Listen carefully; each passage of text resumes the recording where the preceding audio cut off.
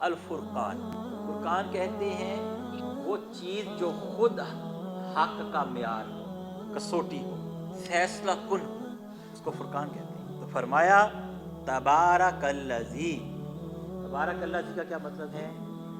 بہت زیادہ، انتہائی، کمال درجے کی، فیض رساں، ہر طرح کی خیر و بھلائی کی مالک اور اس کو جاری کرنے والی، جس کی طرف سے خیر کے ظہور کے سلسلے کبھی نہیں رکتے، جس کی بزرگوں برتری اور عظمت و جلال کا تصور تک نہیں کیا جا سکتا، انتہائی بابرکت، کمال درجے کی بابرکت ذات ہے وہ، تبارک اللہ۔ تو اللہ وہ بابرکت کمال درجے کی بابرکت ذات ہے جس کی عظمت کا، جس کی تقدیس کا، جس کی برتری کا، جس کے وجود سے خیر کے ظہور کے سلسلوں کا کوئی مخلوق تصور نہیں کر سکتی، اتنی عظیم الشان ذات نے نازل کیا ہے الفرقان۔ ایک محفل میں ہم بیٹھے ہوں، 40-50 افراد، 30-35 افراد، اس میں بڑے بھی ہیں، چھوٹے بھی ہیں، اونچے درجے کے بھی ہیں، نیچے درجے کے بھی ہیں، سپاہی بھی ہیں، کمانڈر بھی ہیں، چیف آرمی سٹاف بھی، سب بڑے لوگ۔ جب کوئی بات کرے گا نا تو لوگ دیکھیں گے اس کا سٹیٹس کیا ہے۔ جس کے پاس زیادہ پاور ہوگی، جس کے پاس اونچا منصب ہوگا، اس کی بات سارے دھیان سے سنیں گے۔ چپ کرو کہ تبارک الذی، اس بابرکت ذات نے اپنا کلام الفرقان بنا کے بتدریج دھیرے دھیرے نازل کیا ہے۔ نزلہ، آہستہ آہستہ نازل کیا ہے، تنزیل تھوڑا تھوڑا کر کے اتارا ہے، اور الفرقان، الفرقان بنا کے اتارا ہے تاکہ زندگی کے معاملات میں یہ تمہارے لیے فیصلہ کن حیثیت اختیار کر جائے، تاکہ زندگی کے معاملات میں یہ تمہارے لیے حق اور باطل کی کسوٹی بن جائے، تاکہ زندگی کے معاملات میں یہ تمہارا راہبر اور امام اور ہادی بن جائے۔ الفرقان بنا کے اللہ رب العزت نے اپنے قرآن کو نازل فرمایا ہے، فقط ثواب کمانے کے لیے اور مردوں اور بیماروں پہ پڑھنے کے لیے نازل نہیں فرمایا، فقط حفظ کرنے اور ناظرہ تلاوت کرنے کے لیے نازل نہیں فرمایا، فقط مساجد اور مدارس میں اس کے دروس کے سلسلے جاری کرنے کے لیے نازل نہیں فرمایا۔ یہ ہر فرد کی زندگی کا امام بنے، یہ ہر گھرانے کی زندگی کا امام بنے، یہ ہر بستی کی زندگی کا امام بنے، یہ ہر معاشرے اور ریاست کی زندگی کا امام بنے، اور یہ دنیا کے سارے انسانوں کے لیے ہادی اور راہبر بن کے اور ان کا قانون بن کر ان کی زندگیوں میں جاری و ساری ہو۔ اس لیے الفرقان نازل فرمایا، تبارک الذی نزل الفرقان علی عبدہ، اور کس پہ نازل فرمایا ہے؟ علی، اپنے بندے پر۔ اس پہ کلیئر کر دیا کہ اللہ اپنے بندوں میں سے ہی اپنے رسول منتخب فرماتا ہے، اور اپنے بندوں میں سے ہی ایک ایسے بندے کا اس نے انتخاب کیا اور اس پر الفرقان بنا کے قرآن مجید کو نازل کیا۔ جب نبی کریم صلی اللہ علیہ وآلہ وسلم کا یہ وصف بیان فرمایا کہ اپنے بندے پر، تو اس کا مطلب یہ ہے کہ انسان کے لیے سب سے بڑا رتبہ یہ ہے کہ وہ سچے معنوں میں اللہ کا بندہ ہو۔ جب ہم کہتے ہیں اشہد ان محمدً عبدہ ورسولہ، اور میں گواہی دیتا ہوں اس بات کی کہ محمد عربی صلی اللہ علیہ وآلہ وسلم اللہ کے بندے ہیں اور اللہ کے رسول، بندگی سے بڑا کوئی مقام نہیں ہے۔ اس لیے نبی کریم صلی اللہ علیہ وسلم کی جہاں بھی قرآن پاک میں اکثر جگہوں پہ جب خصوصی حیثیت کا اللہ ذکر فرماتا ہے، بہت سے مقامات پہ آپ کے بندے ہونے کا، اللہ کے بندے ہونے کا خصوصیت سے اس کا تذکرہ فرماتا ہے۔ لِيَكُونَ لِلْعَالَمِينَ نَذِيرًا، اللہ نے، اتنی بابرکت ذات نے اپنے بندے پر اپنے کلام کو الفرقان بنا کے اس لیے نازل فرمایا ہے کہ لِيَكُونَ لِلْعَالَمِينَ نَذِيرًا، تاکہ وہ سارے جہانوں کے لیے خبردار کر دینے والا بنے۔ قرآن کیوں نازل فرمایا؟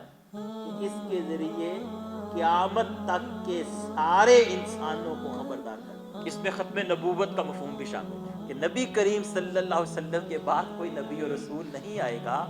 آپ کی اوپر جو قرآن نازل فرمایا گیا اللہ اس کی قیامت تک حفاظت فرمائے گا، اور وہ قرآن آپ کی رسالت کی بھی گواہی دے گا اور اللہ کی توحید کی بھی گواہی دے گا اور اللہ کے دین کو بھی پیش کرے گا تا قیامت سارے انسانوں کی ہدایت کے لیے یہ کام. نذیر کہتے ہیں کسی کو اس کی گمراہی کے برے نتائج سے خبردار کرنا، کسی کو بتانا کہ جو تم بدماشی کر رہے ہو یہ بدماشی سدا نہیں رہے اور اس کا نتیجہ بالآخر تمہیں اللہ کی بارگاہ میں بھگتنا پڑے گا. جو معصیت اور گناہ کر رہے ہو، جو ظلم اور شرک کر رہے ہو، جو کفر کر رہے ہو، بات سمجھ رہے ہیں، جو حق کی مخالفت کر رہے ہو، ان تمام اعمال بد کا نتیجہ بالآخر تمہیں بھگتنا پڑے گا. اس بات کو بار بار بیان کرتے چلے جانا انسانوں کے سامنے، یہ ان کو خبردار کرنا. تو کہا قرآن اس لیے آیا کہ نبی کریم صلی اللہ علیہ وآلہ وسلم اس کے ذریعے قیامت تک کے لوگوں کو خبردار کرتے. بات سمجھ گئے نا؟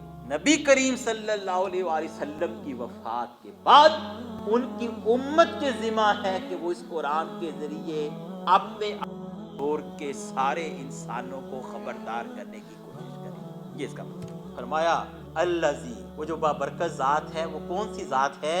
لہو ملک السماوات والارض. وہ بابرکت ذات وہ ہے کہ زمین و آسمان کی بادشاہی اسی کے لیے ہے. زمین و آسمان کی بادشاہی اس کے سوا کسی اور کا حق نہیں ہے.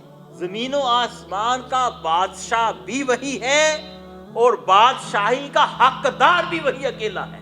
وہ اتنی عظیم ذات ہے جس نے قرآن نازل کیا ہے اور جس نے اپنے بندے کو رسول بنا کر قیامت تک کے لیے کھڑا کیا. وہ اتنی بڑی ذات. فرمایا وَلَمْ يَتَّخِذْ وَلَدًا، اور اس نے کسی کو اپنا بیٹا نہیں بنایا. وہ خداؤں کے خاندان سے تعلق رکھنے والا کوئی خدا نہیں ہے کہ جس کی بیویاں بھی ہوں اور جس کی اولادیں بھی چلیں اور اولاد میں خدائی کے سلسلے چلتے رہیں. اس کا کوئی بیٹا نہیں ہے، اس کو کسی بیٹے کی ضرورت نہیں ہے، حاجت نہیں ہے. وہ اکیلا ہے. قُلْ هُوَ اللَّهُ أَحَدٌ اللَّهُ الصَّمَدُ لَمْ يَلِدْ وَلَمْ يُولَدْ وَلَمْ يَكُنْ لَهُ كُفُوًا أَحَدٌ. نہ اس نے کسی کو جنا ہے، نہ وہ کسی سے جنم اس نے لیا ہے، نہ اس کے کوئی مثل ہے، نہ اس کا کوئی برابر ہے، نہ اس کا کوئی ہمسر ہے، نہ اس کو کسی کی ضرورت ہے. وہ ایسا بادشاہ ہے زمین و آسمان کا، تنے تنہا اپنے بل بوتے پر اپنی بادشاہی کو قائم رکھے ہوئے. وَلَمْ يَتَّخِذْ وَلَدًا وَلَمْ يَكُنْ لَهُ شَرِيكٌ فِي الْمُلْكِ، اور اس کی بادشاہی میں کوئی اور بھی شریک نہیں ہے. نسبی بنیاد پہ بھی اس کا کوئی اولاد نہیں ہے، اس کا کوئی خاندان نہیں ہے، اس کا کوئی رشتہ دار نہیں ہے کہ اس کی بادشاہی میں شریک ہو. اور تعلق کی بنیاد پر بھی اس نے کسی کو اپنی بادشاہت میں شریک نہیں کیا. تعلق کی بنیاد پہ بھی لوگ ہیں نا، کسی کو اپنے قریب بادشاہ، اپنے مشیر، اپنے وزیر، اپنے کمانڈر جو ہیں ان کا انتخاب کرتے ہیں. اس نے کہا نہیں، نہ نسبی اعتبار سے اللہ کی بادشاہت میں کوئی اس کا شریک ہے، نہ تعلق کی بنیاد پر اس نے کسی کو اپنی بادشاہت میں شریک کیا ہے. پھر فرمایا وَخَالَقَ كُلَّ شَيْءٍ، اور اس نے ہر چیز کو پیدا کیا ہے. کائنات کا ایک ایک ذرہ اس کی مخلوق اور اس کی ایجاد. وہ اتنی عظیم الشان ہستی ہے کہ کائنات میں ایک ذرہ بھی ایسا نہیں ہے کہ کوئی دعویٰ کر سکے کہ وہ کسی اور کی پیداوار ہے. وَخَالَقَ كُلَّ شَيْءٍ فَقَدَّرَهُ تَقْدِيرًا، اس نے فقط پیدا ہی نہیں کیا بلکہ اس نے اپنی ہر مخلوق کی ایک تقدیر مقرر فرما دی. وہ کب پیدا ہوگا، کس دور میں پیدا ہوگا، کس جگہ پہ پیدا ہوگا، وہ کب تک وہاں رہے گا، کتنی اس کے اندر صلاحیت ہوگی، کیا اس کو اسباب و وسائل فراہم کیے جائیں گے، کن حالات میں اس کا امتحان ہوگا، کیا اس کو رزق دیا جائے گا، کب اس کو موت دی جائے گی، کس خاندان میں پیدا ہوگا، یا کیا جنس بنے گی، یا مخلوقات میں سے کس قسم کی مخلوق ہوگا، ہر چیز کا اندازہ اس نے خود مقرر کیا. یہ ہے تبارک اللہ، یہ ہے اس کی بادشاہت. اب اس کے بعد فرمایا وَاتَّخَذُوا مِن دُونِهِ آلِهَةً، ایسے عظیم الشان پروردگار کو چھوڑ کر یہ اپنے معبود بناتے ہیں. وَاتَّخَذُوا مِن دُونِهِ، اور ایسے پروردگار اور بادشاہ حقیقی کو چھوڑ کر مِن دُونِهِ آلِهَةً یہ اپنے معبود پکڑتے ہیں جھوٹے. لا یخلقون شیئا، جنہوں نے ایک چیز بھی پیدا نہیں کی، کائنات کی کوئی ایک چیز بھی انہوں نے پیدا نہیں کی. وَهُمْ يُخْلَقُونَ، بلکہ وہ تو خود پیدا کیے گئے ہیں جن کو یہ معبود بنائے بیٹھے. اللہ کے مقابلے میں جس کو بھی کوئی معبود بناتا ہے وہ معبود تو خود اپنے آپ کو پیدا کرنے پہ قادر نہیں ہے، خود پیدا کیا گیا اللہ کی طرف سے. کتنی بڑی دلیل دی ہے. پھر فرمایا وَلَا يَمْلِكُونَ، اور یہ معبود جو اللہ کے سوا بناتے ہیں لا یملکون، کوئی ملکیت نہیں رکھتے، کوئی پاور نہیں رکھتے، کوئی اختیار نہیں رکھتے. لِأَنفُسِهِمْ، خود اپنی ذات کے بارے میں. ضَرًّا وَلَا نَفْعًا، نہ کسی ضرر کا نہ کسی فائدے کا. اللہ اگر نہ چاہے تو یہ خود اپنی ذات کے لیے بھی نفع اور نقصان کا اختیار نہیں رکھتے. یہ خود اپنے آپ کو بھی پیدا کرنے پہ قادر نہیں ہے، کائنات میں بھی انہوں نے کوئی چیز پیدا نہیں کی. وَلَا يَمْلِكُونَ مَوْتًا، یہ اپنی موت پر بھی اختیار نہیں رکھتے. وَلَا حَيَاتًا، یہ اپنی زندگی پر بھی اختیار نہیں رکھتے. وَلَا نُشُورًا، اور یہ مرنے کے بعد دوسروں کو دوبارہ کھڑا کر دینے کا بھی اختیار نہیں رکھتے. پھر تم ان جھوٹے معبودوں کے پیچھے کیوں بھاگ رہے ہو؟ وقال الذین کفر، اور جنہوں نے کفر کیا انہوں نے کہا ان ھذا الا افک افتراہ، کہ یہ تو ایک جھوٹ ہے جو محمد نے خود گھڑ لیا. وَأَعَانَهُ عَلَيْهِ قَوْمٌ آخَرُونَ، اور کچھ دوسرے لوگ ہیں جنہوں نے اس کی مدد کی. اب ان کو پتا تھا نبی کریم صلی اللہ علیہ وسلم پڑھنا لکھنا تو نہیں جانتے، انہوں نے کہا کچھ لوگ ہیں جنہوں نے ان کی مدد کی. قرآن نے اس کے جواب میں کیا کہا؟ یہ اتنا واضح جھوٹ تھا کہ اللہ نے اس کے جواب میں فقط اتنا کہا فَقَدْ جَاءُوا ظُلْمًا وَزُورًا، انہوں نے بدترین ظلم اور جھوٹ کا مظاہرہ کیا. یہ بالکل عریاں جھوٹ ہے اور بالکل واضح ظلم ہے جس کا یہ ارتکاب کر رہے ہیں. یہ بات کہہ کے کہ ایک امی کی زبان سے 40 سال بعد اچانک اتنا شاندار کلام نشر ہو رہا ہے جو اللہ نے نہیں بلکہ کسی دوسرے نے اس کو سکھایا. انشاءاللہ سورہ فرقان کی باقی آیات کو انشاءاللہ ہم اگلی دفعہ پڑھیں گے. السلام علیکم.